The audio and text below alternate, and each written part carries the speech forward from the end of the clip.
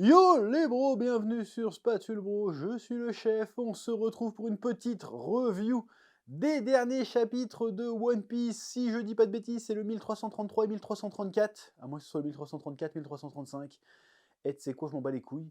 Donc les deux derniers chapitres de One Piece, dont une review qui a un peu sauté, parce que comme je vous le dis, on est en pleine campagne d'envoi des Spatule Jump numéro 0.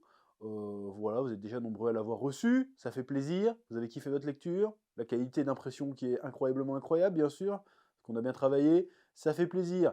Donc du coup, j'ai pas eu le temps. Et là, du coup, vu que c'est la dernière review One Piece de l'année, j'ai envie de te dire, bon, bah, autant marquer le coup, je suis là. Bon, je te dis ça, marquer le coup. Autant, je pense que j'ai pas grand chose à dire.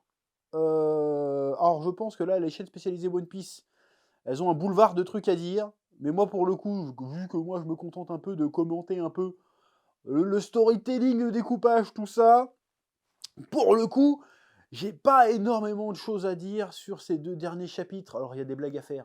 Il y a des blagues à faire. Le personnage de Ripley, on apprend dans le dernier chapitre qu'il y a eu un gosse avec un humain. Bon, je vais laisser Internet faire son travail là-dessus, mais ça peut partir en couille très très vite. Cette histoire-là, elle a fait un gosse avec un humain. Bon, après, dans One Piece, il y a des humains qui sont plus ou moins grands, hein, donc il y a toujours un truc à faire. J'imagine déjà qu'il y a des théories. Oh, c'est le gosse de Shanks le roux. Nanana. Bon, bref, j'allais faire une blague. Peut-être que Shanks le roux, finalement, il lui reste pas qu'un bras mais deux. Mais bon, on va peut-être pas aller là-dessus. Mais en tout cas, c'est très très très bizarre que la géante. Bon, après, il faut mieux que ce soit une géante qui fasse un gosse et qu'il y ait un humain que l'inverse. Pour des raisons évidentes que je ne vais pas détailler ici, parce que ça va devenir une vraie boucherie, cette histoire. Et bon, nous, on va quand même rester au-dessus de la ceinture. On est quand même une chaîne raffinée. Voilà, bon, bref, ça, c'est assez marrant. Donc, on est sur deux chapitres où on est un peu plus. On revient un petit peu dans le One Piece classico-classique, j'ai envie de te dire, où on passe en mode exploration de ce nouveau biome, on peut parler de biome en fait, parce que c'est vraiment ça son climat, ça ses règles physiques particulières. Surtout que c'est intéressant parce que là on est vraiment sur un décor à l'échelle gigantesque, hein, du coup, donc on peut vraiment avoir des microclimats différents et tout. Ça fait sens vu à l'échelle à laquelle on opère. Alors par contre, on n'a pas. Alors tout est gigantesque, certes, mais on voit que c'est gigantesque par rapport au personnage. On ne se rend pas bien compte encore, selon moi, c'est pas un défaut en soi, hein, c'est une constatation, on ne se rend pas compte encore de la taille réelle de Elbaf par rapport au reste du monde.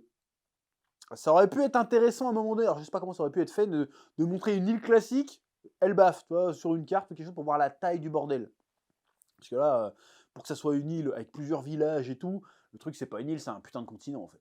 Ouais, c'est l'Australie, le bordel. Pour que ça soit à l'échelle. Ça pourrait être intéressant de voir ça. Aussi, de nous expliquer pourquoi les géants sont géants, ce genre de choses. Ça pourrait être intéressant aussi. Parce que finalement, il n'y a pas tant que ça d'espèces différentes dans l'univers de One Piece en fait. Alors, il y a les hommes poissons, il y a les humains, après, tu as la tribu des bras tordus, là, c'est tout ce que ça m'évoque. Et tu as t'as les Lunaria. Bah, si, en fait, il y a des espèces en One Piece, je dis de la merde. Il y a des espèces en One Piece. Finalement. Bah, si, parce qu'il y a même les mecs qui vivent sur les îles célestes. Donc en fait, il y a plusieurs espèces différentes, mais elles sont plus ou moins humanoïdes classiques. Et pourquoi les géants sont géants? Ça serait intéressant de. Il y a peut-être une mythologie derrière pour expliquer pourquoi ils sont géants, qui pourrait être intéressant, qui pourrait peut-être même être une clé vers la résolution de l'intrigue du One Piece. Pourquoi pas? Donc des chapitres où on fait suite aux retrouvailles de Robin avec Zoro. Il lui montre comment on a conservé tous les livres d'Ohara et on les a mis dans la bibliothèque avec la chouette qui agrandit les livres. J'ai envie de dire c'est bien pratique et d'avoir une chouette qui a apparemment le pouvoir d'agrandir les livres. Parce que sinon, je sais pas comment ils auraient fait en fait. Ça serait avec des mégaloops ou je sais pas. Bon, mais ça marche comme ça, donc pourquoi pas. Il y a un peu le côté ta gueule, c'est magique. Pourquoi pas. Peut-être que ça aura une utilité plus tard, quelque part. Donc j'espère que cette bibliothèque, c'est pas juste pour dire, hey, il y a la bibliothèque. Vu que là, on a Robin qui a accès aux connaissances, qu'a priori elle avait déjà assimilées, mais elle a accès aux connaissances d'Ohara qui ont été préservées. Bon, peut-être falloir qu'on sache qu'est-ce que ça dit dedans en fait. Ma phrase n'est pas française, peut-être ce que je voulais dire. Peut-être commencer à balancer de l'intel, de l'info là. Commencer à nous dire des trucs, parce que là les bouquins sont là. allons-y, quoi, j'ai envie de te dire. Ça suffit le mystère. Bon, c'est important, il faut garder une part de mystère, mais balance-nous plus d'infos, s'il te plaît, Robin. Ça serait sympa. Vu que tu as accès aux ressources que tu es censé ne pas oublier, ce serait marrant de creuser un peu là-dessus. Est-ce que ça va être creusé? J'ai un doute. On a aussi Vegapunk qui apparemment s'est prévu un clone. Or ça a été sorti derrière les fagots. Je vais pas souvenir. Encore une fois, c'est peut-être ma mémoire qui me fait défaut. En ce moment, mon cerveau il en est trop plein. Je dors 3 heures par nuit, encore une fois. Peut-être que j'ai oublié que ça avait été amorcé ailleurs. Apparemment, comment ça s'appelle? J'ai oublié la Vegapunk qui reste, la gonzesse. J'ai oublié comment ça s'appelle. A un caisson avec un clone de Vegapunk en gestation, donc qui va ressembler au Stella originel, a priori. Ça, je savais pas qu'ils avaient fait ça. Donc c'est peut-être moi qui ai oublié, encore une fois, c'est possible. Donc elle va reconstruire son laboratoire sur l'île d'Elbaf. Avec quel matos, on ne sait pas, mais bon, c'est un génie, donc peut-être qu'elle va bosser de concert avec Franky, hein, parce que c'est un truc que moi, je n'en demanderai pas. Je trouve que c'est un acte manqué. On a Franky, on a Vegapunk. À un moment donné, plus d'interaction, collaboration peut-être, quelque chose. On verra. Il dit aussi à Bonnet qu'il va pouvoir guérir Kuma. On va dire, ah bon, on peut le guérir. Parce que vu comment ça nous avait raconté dans le flashback, ça avait l'air d'être plus ou moins irréversible ce bordel. Apparemment, il y a possibilité de le guérir. En même temps, on en avait déjà parlé, il me semble, il y a bien longtemps, que si le gars est capable de faire des clonages, il n'y a pas de raison qu'il ne soit pas capable de cloner. Il a cloné Kuma en fait, il a déjà cloné. Donc, en plus, il y avait le délire, il avait conservé les souvenirs, tout ça. Donc, refaire un Kuma, c'est probablement possible. Est-ce que ça sera fait durant cet arc? On verra bien, parce que si le Kuma décide de rejoindre l'équipage des chapeaux de paille, là, quand même, ils prennent quand même du poids lourd. Ça pourrait être super intéressant et de renforcer leur puissance de frappe, ça pourrait être intéressant. Oui. À part ça, dans cette découverte un peu plus approfondie de l'île d'Elbaf, de l'ambiance qu'il y a et de ses habitants, on découvre que y a Luffy et comment il s'appelle, et Usopp qui sont un petit peu déçus, en tout cas pris au dépourvu, parce qu'ils s'attendaient à tomber sur l'île des guerriers géants, ils s'attendaient qu'il y ait une ambiance très la bagarre, très virile, j'ai envie de te dire. Et en fait, ils se rendent compte que les gosses, en fait, sont méga pacifiques, faut pas dire de gros mots, voilà. Ils se rendent compte qu'en fait, sur Elbaf, voilà, c'est devenu des wokistes, voilà, moi je déconne. Humour, ah c'est bon. Voilà, ils sont véganes, ils trient les déchets, on s'emmerde quoi, on s'emmerde. Voilà, nous on voulait sur Elbaf, on va voir des géants avec des haches qui tapent des trucs. Voilà, c'est ça qu'on voulait voir. Bah non. Donc ça c'est intéressant parce que t'as Luffy, il est saoulé, il fait genre mais putain mais c'est quoi attends, je vais dire des mots qui vont me faire cancel. C'est quoi ces fragiles là?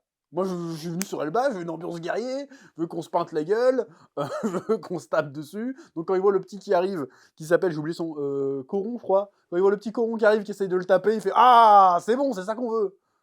Donc ça, c'est assez rigolo. Et là c'est là qu'on apprend que donc la Ripley, qui est censée être la prof de maternelle, j'ai pas trop compris ce que c'était son rôle en fait à elle, qui est une des anciennes de l'époque des géants. Après, c'était il y a 100 ans pour eux, 100 ans, ça doit être même pas une génération pour eux, très certainement, vu qu'ils vivent très longtemps. Et c'est là qu'il a dit, en fait, ouais, le Coron, en fait, j'ai fait mon gosse avec un humain. Et là, t'as Sanji qui fait, ah, c'est possible. Voilà. Et là, on se pose tous la question, mais comment ça s'est passé? Parce que... Voilà, bon, j'imagine que les règles d'Internet, Rule 34, tout ça, vont s'en occuper. Ça fait plaisir aussi de voir une géante avec un autre style que Nami. Ah, au moins, elle est directement reconnaissable, parce que je suis désolé, entre l'autre géante qu'on a vue avant et Nami, je suis désolé, je les confonds. Hein. Même coupe de cheveux et tout, je les confonds. C'est assez perturbant. Voilà. Et ensuite, on a Loki de son côté qui parle à un personnage qui s'appelle Moza, je crois, qu'on n'a jamais vu. Parce qu'à un moment, je suis attends, mais c'est qui Moza? Ça me dit rien. Je me suis dit, j'ai peut-être oublié. Ça m'arrive d'oublier des personnages dans One Piece, il y en a 3500. J'ai été chercher sur internet, mais en fait, on n'a jamais entendu parler de ce mec-là. Donc, on apprend que Loki, depuis tout ce temps, parle avec quelqu'un via un escargophone, et que ce quelqu'un serait son allié, son ami, même s'ils ne le sont jamais rencontrés. Donc, c'est quelqu'un qui très certainement a intérêt à entretenir des liens avec Loki, pour servir certainement un agenda caché, hein, on verra bien. Et en parallèle à tout ça, il y a deux personnages mystérieux qui se téléportent dans l'ancien château du roi Harald, dont l'un des deux ressemble étrangement à Shanks le Roux. Ce qui viendrait potentiellement rajouter du grain à moudre à la théorie qui date de quelques années maintenant, comme quoi, en fait, il y aurait un frère jumeau. Parce que, souvenez-vous, lors du sommet de Marie-Joie, il y a un mec qui ressemble à Shanks qui est arrivé et qui a dit: «Je viens vous parler d'un certain pirate». Et on s'est dit: «Mais qu'est-ce qu'il fout là, Shanks? Et c'est une poucave ou quoi?» Et il y avait la théorie comme quoi: «Eh mais on voit pas sa cicatrice, donc si ça se trouve, c'est peut-être un jumeau ou un mec qui lui ressemble vraiment ou son frère ou voilà». Donc ça rajoute du grain à moudre à ça. Bon, qui sont ces 2 personnages? Je vais miser, c'est très certainement des chevaliers sacrés. Qu'est-ce qu'ils viennent faire là? On apprend dans le dernier chapitre qu'apparemment ils sont à la recherche de Loki. Pour quelle raison? On va le savoir assez vite. Par contre là, il y a eu un problème de découpage selon moi, c'est que la meuf, ça a l'air d'être une meuf avec la tête, plein de bandages, elle balance une attaque sur les géants, j'ai pas compris ce que c'était. Tu l'impression qu'elle jette des rayons, mais tu vois pas, tu vois juste la scène d'après où le géant il parle, puis tout d'un coup il se sent pas bien, il tombe par terre. C'est juste là que j'ai pas compris. Sinon, le découpage était plutôt cool. Était assez aéré par opposition à certains chapitres précédents où c'était un peu confus. Là, c'était assez aéré, c'était assez beau, assez fluide, bien détaillé. On avait le temps de bien comprendre où étaient les personnages, qu'est-ce qu'on cherchait à nous montrer. C'était assez fluide, hormis le côté Nami qui ressemble à la géante. Ça passait crème, comme on dit. Un découpage sympathique. Et puis arrivé là, je fais, bah attends, on comprend rien à ce qui se passe. Je trouvais ça un petit peu dommage. Donc là, on a l'élément déclencheur, l'élément perturbateur de cet arc, parce que jusqu'à présent, tout roulait un peu comme sur des roulettes. Il dire, le gars, il a des expressions très recherchées. Tout allait comme sur des roulettes, à part la rencontre avec Loki, qui n'avait pas posé de problème particulier d'ailleurs, et puis le délire avec les Lego, là, qui je sais pas à quoi ça a servi d'ailleurs, hein, cette histoire. J'espère que ça aura une utilité, qu'il y aura du payoff quelque part à un moment dans l'arc, parce que sinon, ça sert à rien. Donc c'est cool. On avance, on découvre un peu plus les mœurs, les us et coutumes de Elbaf, et on a l'élément perturbateur qui arrive assez vite finalement. Et on va voir ce que ça va être, parce que là, ils arrivent dans un château inhabité a priori, donc ils vont devoir descendre pour aller chercher Loki, il va passer quelque chose. À un moment donné, ils vont bien, l'autre, ils vont lever son capuchon, ils vont voir que c'est Shanks, ils vont dire: c'est quoi ce bordel? Voilà, donc ça, c'est de bon augure pour la suite, des chapitres assez sympathique. Vivement qu'on passe la première et puis qu'on avance dans tout ça, quoi. Voilà. Donc pour l'instant, cet arc d'Elbaf, au début, il a commencé un peu de manière très chelou. Là, les choses commencent à se poser. On sent qu'on va se diriger vers quelque chose de sympa. Voilà. Hein, c'est à peu près tout ce que j'avais à dire sur les chapitres de ces 2 dernières semaines. Je sais plus s'il y a hiatus la semaine prochaine ou pas. Bref, je vous laisse le soin de me dire ce que vous en avez pensé dans les commentaires, comme d'habitude, et je vous dis à très bientôt sur Spatule Bro pour de nouvelles vidéos. J'ai envie de vous dire à l'année prochaine. Allez, peace.